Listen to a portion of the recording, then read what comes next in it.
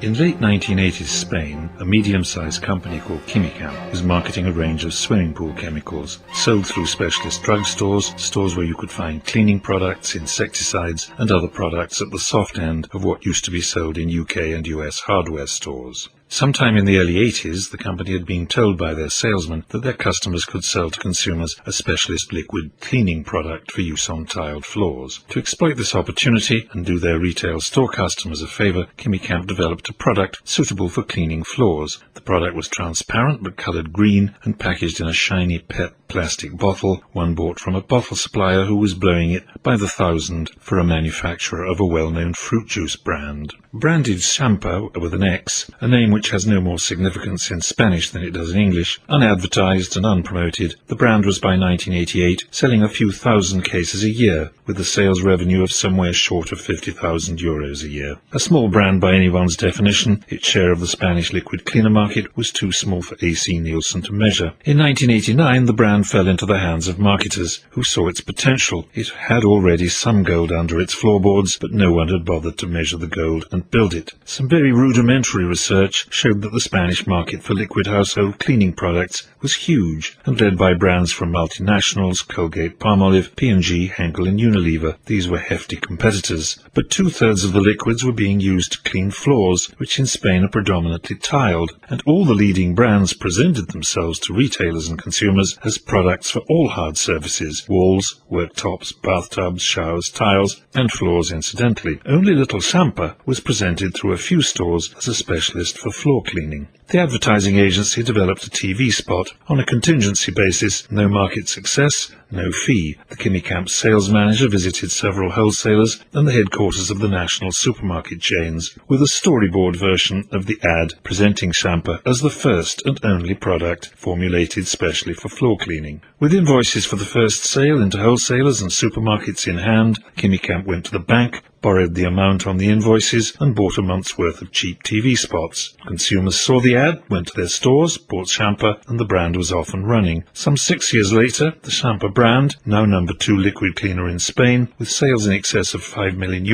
was sold by its owner to Colgate Palmolive for an undisclosed sum, estimated well in excess of €3 million. The gold was mined and the brand's value disclosed. In our next class, we answer the question often addressed to any marketer: what do you do? Join us.